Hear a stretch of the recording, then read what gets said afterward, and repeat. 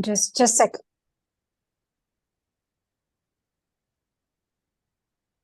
Good evening, ladies and gentlemen. May I request Ms. Asma Nasreen to kindly start today's program? Yes, a very good evening to everyone here, all the dignitaries and the guest speakers. A hearty welcome to all of you. I am pleased to invite Mrs. Dr. Raji Srinivasan to an engaging discussion on the topic sustainability, who is a founder and director of Master Speech and Training Academy in Singapore. Dr. Srinivasan is a renowned expert in sustainability and environmental stewardship. With extensive experience in the field, she has been a leading advocate for sustainable practices and innovations.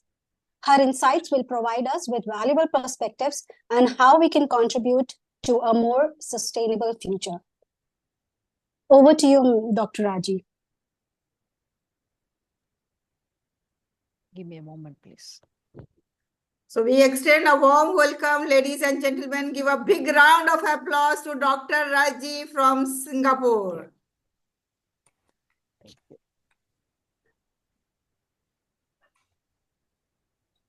Give me a moment.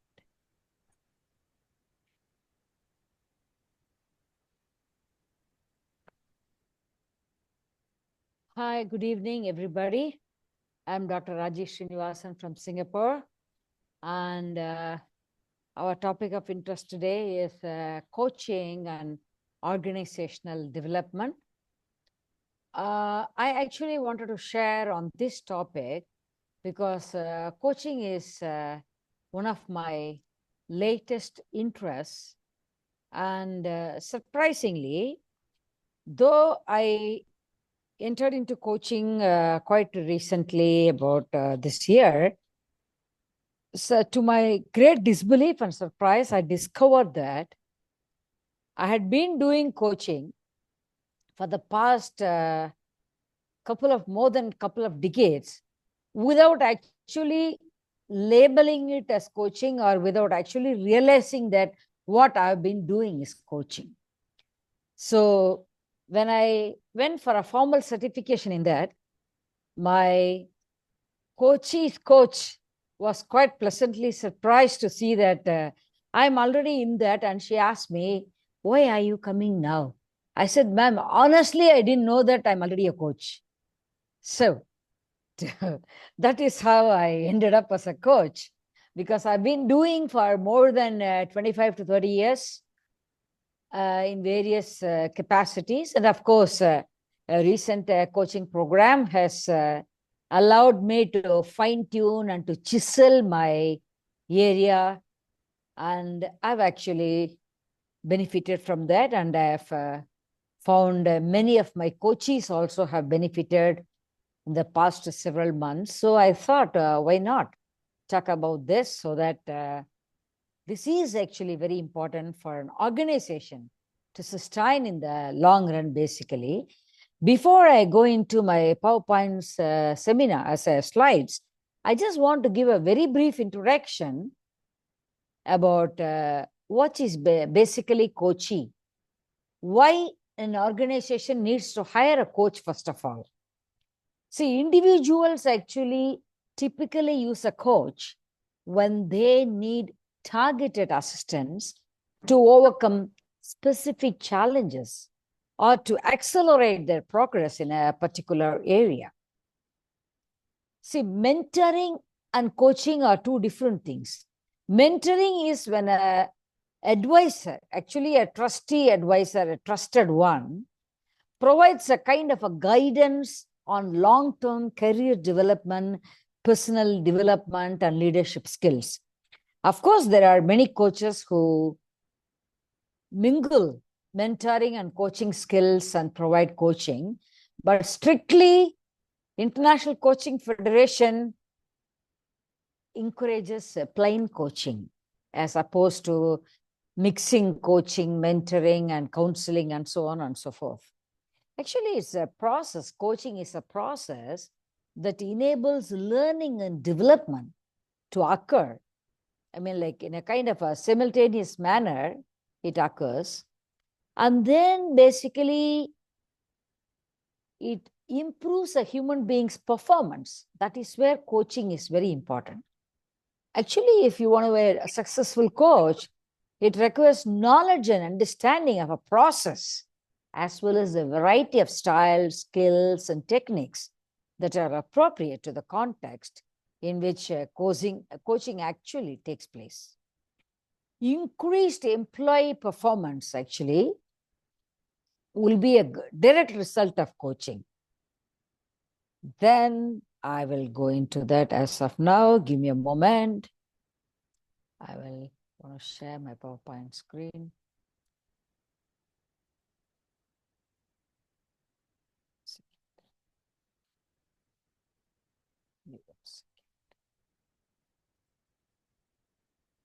Okay, today's topic is coaching and organizational development. Whether you are a small organization, a big organization, or a just struggling, a tiny organization, coaching actually helps the organization to a greater extent. What is this actually? See, coaching for organizational development is a process of working with the people to help them assess their talents and make critical decisions about career choice and direction. See, many organizations believe they have developed an internal system to help employee achieve their goals. See, my simple prescription is this. If you want your employees to be perfectly empowered to do what they are supposed to do, you have to hire a coach for your organization. See, as opposed to a mentor does not empower the human being. A mentor doesn't empower. A mentor guides you. A mentor provides you all kinds of guidelines. I don't say that it is unimportant, but just imagine, do you want the people who work for you to wait for somebody else's instructions and do accordingly like a parrot? Or you want your employees to make quick decisions when and where it is required so that your organization benefits from that? That is the question. When you talk about sustainability, guiding your employee will not help you that much, but empowering your employee so that the employee is on a self-guided mode, that is very important. For example, I'm giving you a very simple example, very simple. I'm not even going to organizations. Say places like Dubai, places like Singapore, Malaysia and all. They have domestic workers, like what do you call as maids, helpers we have. You will be surprised to know a typical coaching model which you are applying to your organization development can actually help you to improve your own domestic development also, your own domestic management also, your house management also. It's as simple as this. You provide a complete set of instructions to your helper, right? True, no problem. That is the starting point. After a while, you have to show progressively appreciation for your helpers. For example, if they are able to take initiative and do your work at your house. It's as simple as that. Now shift the scenario to your organization. For example, whether it is your security guard or whether it is anybody else, of course, they follow your instructions. Nothing wrong in that. But your security guard suddenly becomes suspicious of a guy who is walking just outside your building. Okay? He goes, catches hold of him and asks him for his identity card, other details. Whom do you want to meet? What's your business here? You want to meet somebody specifically? You have his or her number. If he starts asking, it means that single security guard is very well empowered and he is taking a quick, immediate decision, which is actually helping your organization, isn't it? But do you think your security guard will do this of his own? He'll not be able to do it. What if he thinks, oh my God, if I do this, my boss, Dr. Halima, is going to really howl at me. I'm not going to do that. I'll rather wait for her instructions. I'll wait for Madam Sadia to call me and say, hey, there's somebody is outside the building, right? Go and do it. I'll wait for that instruction. Is it going to help you? What if Madam is traveling and this guy decides to wait for your instruction? He calls you when you are away in London, when you are in India, etc. It's not the right organizational model, isn't it? So that's where coaching can play a vital role. You see, actually, comparatively to many countries in the world, coaching is a younger development. I'll say I won't say it is a very new development, but I will say is coaches are already appointed in places like Singapore. And of course, America and UK is full of coaches. If I use a word, probably you will immediately understand who is a coach. You have come across people like, I'm a life coach, someone says. I'm a career coach. I'm a debate coach. What do they mean by that? A coach is a very jacket term, okay? Within that, they are able to specialize on all these things. So that is where a coach enters into your life, into your organizational development. So how do you think they can help us? A second. Why is it not? Ah, yes. Okay. So who can benefit from coaching? Small companies, major organizations, of course, media can benefit. Organizations where human resources are essential. See, countries where getting the right human resource is a challenge. That is why Singapore is appointing more coaches in their typical organizational environment. You see, for example, just keep this. Say, for example, any CEO who wants to push the boundaries of his entire workforce will go in and appoint a coach. Okay. If the country is huge, you think that, oh, this guy is not suitable for my work environment. He has been here for the past year. I'll dismiss him and hire a new person. That is the old trend. But in countries like Singapore, they cannot afford to do that. You know why? Human resource is very difficult to get. That too, the right human resource is difficult to get. So what do? The human resource which you have got already, you give it a chance. You train that human resource. You train that human resource through a coach who will empower your human resource. For example, your employees are empowered by the presence of your coach. Well, organizations are, it is actually a workplace scenario, okay? Typical workplace scenario. Organizations are asking themselves what kind of services they can provide to employees so that they can demonstrate a kind of, like the employees are able to demonstrate a return on investment and help them reach career inspirations. You have to remember this. If I am the boss, unless I show some kind of value addition to my employees, nowadays, employees do not want to stay with you. They either join in another organization or they become their own bosses, as simple as that. Employees are asking themselves, what they can do to find success in their career. If their organizations are unwilling to help them connect their skills and passions to available roles internally. For example, you have a doctorate in mathematics or doctorate in physics or doctorate in chemistry in your organization, okay? And to discuss on your company's chemistry department needs or physics department needs, you go and talk to someone who is outside your company. What happens is your employees totally get demotivated. They're not motivated anymore.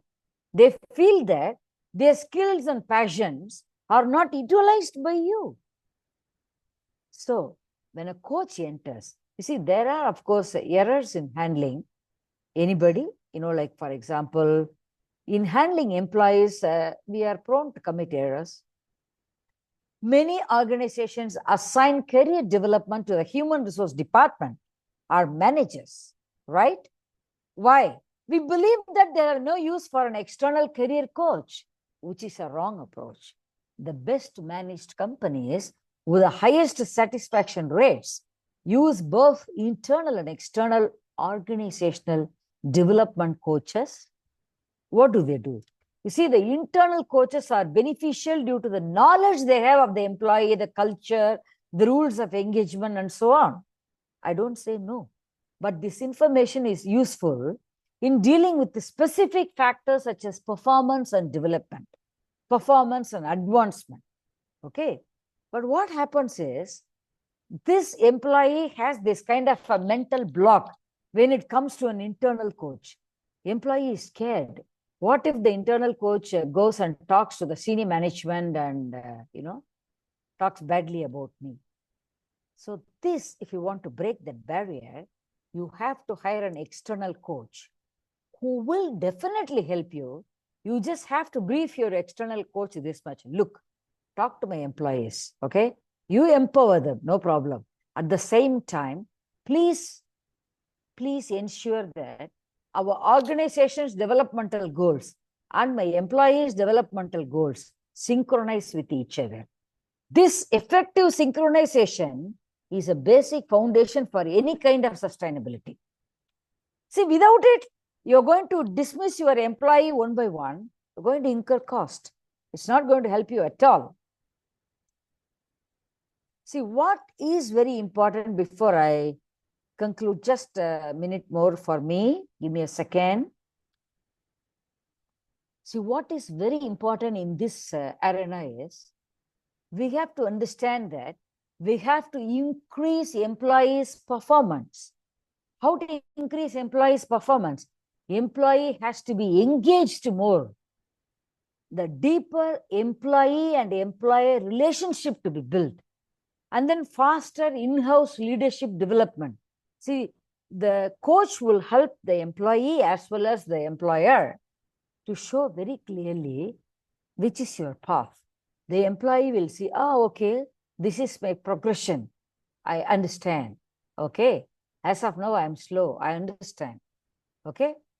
Then the coach says, okay, look, I'm not going to force you, but do you think in a month's time I can come back and visit you to check on how you're progressing? Like that, there's a kind of a relationship that is developed between coach and coachee, which is no pressure anywhere. What happens in this is a coach empowers the coachee, your employee, to develop the culture of personal responsibility. Actually, excellent leaders are skilled at not only leading, they are skilled at helping others gain new skills and guiding them on a path that leads to performing better and reaching personal goals. So what I want to say is this: if you really want your employees to work for the organization, you have to make them feel that they are working for their personal development.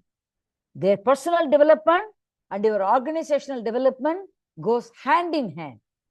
And in case the employee finds a really superb prospect for himself or herself elsewhere, if you are an excellent boss, encourage that and send the employee to the next employer. By doing this, you will be surprised to know that you will be developing a long-lasting relationship with that person. Who knows, the guy who has gone out will be able to help you again. He will be able to help for your own organizational development from another organization at arm's length. So with these words, I just want us all to realize that if an organization has to develop, if an organization has to be strong, the employee has to be strong. For that, the employee's skills have to be developed. An employee has to be empowered. The employee has to be made responsible for her own performance. So to create such good employees, And to make everybody feel that they are responsible for your development, do have a coach there. Okay. Thank you very much for this opportunity.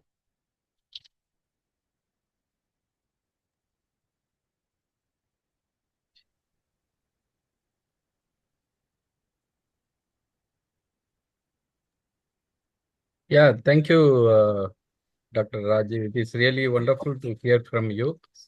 Even you are a professor in English department, but you are explaining such a way how to integrate the organizational standards and expectations along with the employees' expectations and the standards.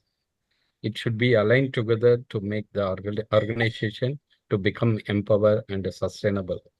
Great words and great sharing. Thank you so much for coming over to share your vision and mission, how to coordinate these circumstances for sustainable development. Thank you so much. Thank you, Dr. Halima. Thank you, Dr. Ram. Thanks for this opportunity. Yeah, thank you. Thank you. Wonderful. Thank you.